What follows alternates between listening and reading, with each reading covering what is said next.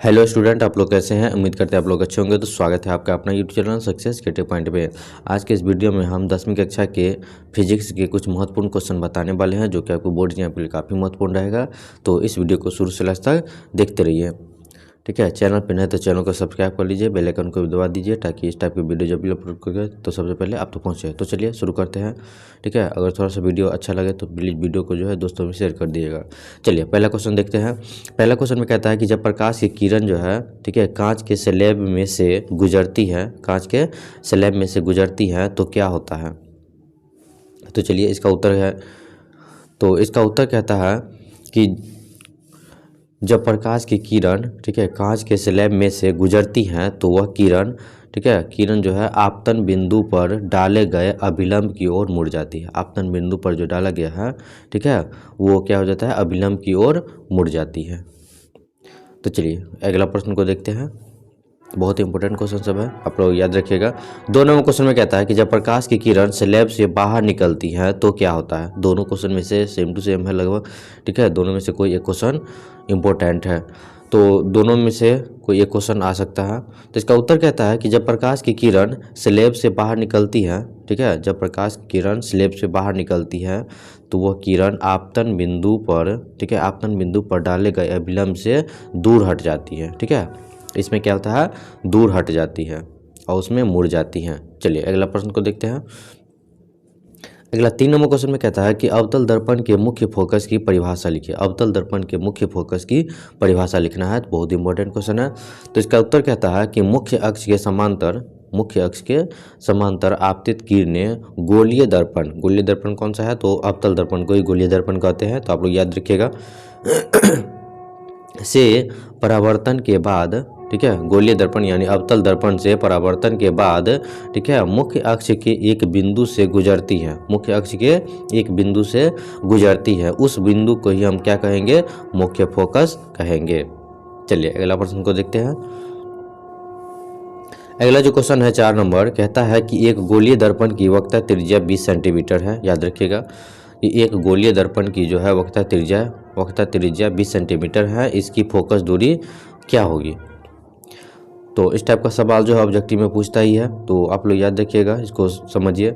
सबसे पहले है कि गोलीय दर्पण की जो है वक्रता त्रिज्या दिया गया है, तो आंसर में क्या लिखना है कि जो है यहाँ जो है वक्रता त्रिज्या जो है क्या है, तो वक्रता त्रिज्या को हम आर मान लेते हैं, ठीक है। आर बराबर जो 20 सेंटीमीटर है, ठीक है, क्योंकि त्रिज्या हम जानते हैं कि त्रिज्या को ही आर कहते हैं, ठीक है।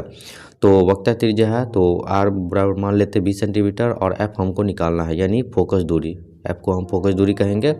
तो एफ बराबर जो है फार्मूला होता है r/2। आप लोग इस फार्मूला को याद रखिएगा। गोलीय दर्पण में वक्रता त्रिज्या यानी फोकस दूरी की परिभाषा क्या होता है, तो यही होता है एफ बराबर r/2। तो r का मान है 20 और बटा 2 में है, तो काट देंगे तो क्या हो जाएगा 10 सेंटीमीटर, इसका ये फोकस दूरी आ जाएगा। बहुत इंपॉर्टेंट ये क्वेश्चन है। चलिए नेक्स्ट अगला प्रश्न देखते हैं।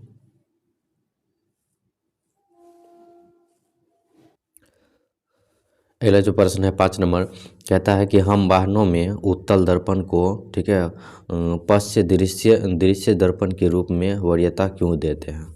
हम वाहनों में जो है उत्तल दर्पण को पश्च दृश्य यानी पीछे देखने वाले जो दर्पण लगाते हैं, ठीक है, उस के रूप में वरीयता क्यों देते हैं। तो चलिए इसका उत्तर देखते हैं। इसका उत्तर कहता है कि क्योंकि उत्तल दर्पण में हमेशा आभासी तथा सीधा प्रतिबिंब बनते हैं। उत्तल दर्पण में जो है वो कैसा प्रतिबिंब बनता है, तो हमेशा आभासी तथा सीधा प्रतिबिंब बनता है।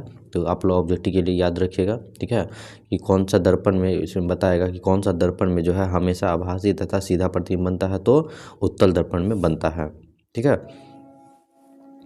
तो बनता है, तो आगे कहता है कि इसका जो है दृश्य क्षेत्र काफ़ी अधिक होता है। इसका दृश्य क्षेत्र जो है वह काफ़ी अधिक होता है, जिसके कारण ड्राइवर अपने पीछे के बहुत बड़े क्षेत्र को देखने में सक्षम होता है। बहुत पीछे, ठीक है, पीछे बहुत बड़े क्षेत्र को देखने में क्या होता है, सक्षम होता है, ठीक है। इसी कारण से वाहनों में जो है उत्तल दर्पण को पश्च दृश्य दर्पण के रूप में वरीयता देते हैं। बहुत इंपॉर्टेंट क्वेश्चन है, आप लोग नोट कर लीजिए। चलिए नेक्स्ट अगला प्रश्न को देखते हैं। अगला जो प्रश्न है 6 नंबर क्वेश्चन में कहता है कि हीरे का अपवर्तनांक 2.42 है, ठीक है। हीरे का अपवर्तनांक जो है वह कितना है 2.42 है। इस कथन का क्या अभिप्राय हो सकता है, ठीक है। अब हीरे का जो अपवर्तनांक है 2.42, तो इसका क्या मतलब हो सकता है, ठीक है, क्या अभिप्राय हो सकता है। तो चलिए इसका उत्तर देखते हैं। कहता है कि हीरे का अपवर्तनांक सबसे 2.42 अर्थात ये क्या है, सबसे अधिक है। ये क्या है, सबसे अधिक है। इसका अभिप्राय यह है कि हीरे में प्रकाश की चाल क्या होती है, बहुत कम होती है, ठीक है। बहुत से साधारण भाषा में समझिए कि इसका जो अभिप्राय होता है कि हीरे में प्रकाश की चाल जो होती है वह क्या होती है, बहुत कम होती है, ठीक है। तो चलिए बहुत ही बढ़िया आंसर है, तो आप लोग याद रखिएगा। चलिए नेक्स्ट अगला प्रश्न को देखते हैं। 7 नंबर क्वेश्चन में कहता है कि किसी लेंस की एक डायोप्टर, देखिए कितना इंपॉर्टेंट क्वेश्चन है, ये क्वेश्चन सब आते रहता है, ठीक है, ये NCERT बेस है। तो कहता है कि किसी लेंस की एक डायोप्टर क्षमता को परिभाषित कीजिए, ठीक है। किसी लेंस की एक डायोप्टर क्षमता की जो है परिभाषित कीजिए। तो चलिए इसका उत्तर देखते हैं। कहता है यदि किसी लेंस की फोकस दूरी, ठीक है, यदि किसी लेंस की जो है फोकस दूरी 1 मीटर होती है तो उस लेंस की क्षमता जो होता है एक डायोप्टर D4 डायोप्टर होता है, ठीक है, डायोप्टर कही जाती है। जिसका जो है फोकस दूरी 1 मीटर हो उसको हम क्या कहेंगे, लेंस की क्षमता में एक डायोप्टर कही जाती है। चलिए अगला प्रश्न देखते हैं। अगला जो प्रश्न है 8 नंबर, कहता है कि एक समतल दर्पण द्वारा उत्पन्न आवर्धन +1 है। एक समतल दर्पण द्वारा जो है उत्पन्न आवर्धन जो है वह कितना है, +1 है, यानी धनात्मक 1 है।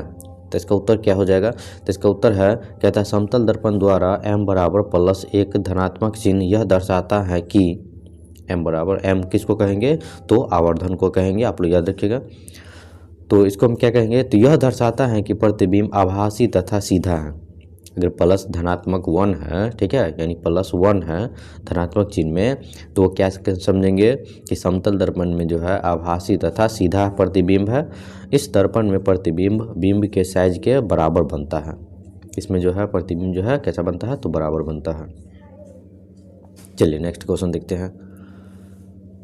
9 नंबर क्वेश्चन में कहता है जब प्रकाश की किरण वायु से प्रिज्म में प्रवेश करती हैं तब क्या होता है। तो इसका उत्तर है, जब प्रकाश की किरण वायु से प्रिज्म में प्रवेश करती हैं तब अपवर्तन के बाद, ठीक है, प्रकाश की किरण अभिलंब की ओर मुड़ जाती है, विलंब की ओर मुड़ जाती है। कहता है जब प्रकाश की किरण वायु में प्रिज्म में प्रवेश करती है तब क्या होता है, तो कहता है कि जब प्रकाश की किरण वायु से प्रिज्म में प्रवेश करती है तब अपवर्तन के बाद प्रकाश की किरण अभिलंब की ओर मुड़ जाती है। नेक्स्ट अगला क्वेश्चन है 10 नंबर, कहता है जब प्रकाश की किरण कांच यानी प्रिज्म से वायु में प्रवेश करती है तब क्या होता है। तो इसका उत्तर है, कहता है जब प्रकाश की किरण कांच यानी प्रिज्म से वायु में प्रवेश करती हैं तो यह क्या हो जाता है, यह अभिलंब से दूर भागती है, यह अभिलंब से दूर भागती है। नेक्स्ट अगला प्रश्न है 11 नंबर क्वेश्चन में, कहता है कि किसी अंतरिक्ष यात्री को आकाश नीला की अपेक्षा काला क्यों प्रतीत होता है। किसी अंतरिक्ष यात्री को आकाश नीले की अपेक्षा काला क्यों प्रतीत होती है। तो इसका उत्तर है कि किसी अंतरिक्ष यात्री को आकाश नीले की अपेक्षा काला इस कारण प्रतीत होता है क्योंकि आकाश अधिक ऊंचाई पर है, क्योंकि ये आकाश जो है वह अधिक ऊंचाई पर है, वहाँ वायुमंडल का अभाव है, वहाँ जो है वायुमंडल का अभाव है, इसलिए वहाँ पर कोई प्रकीर्णन नहीं हो पाता है, वहाँ पर जो है कोई प्रकीर्णन नहीं हो पाता है। इस कारण अत्यधिक ऊंचाई पर यात्री करते हुए यात्रियों को आकाश जो है काला प्रतीत होता है।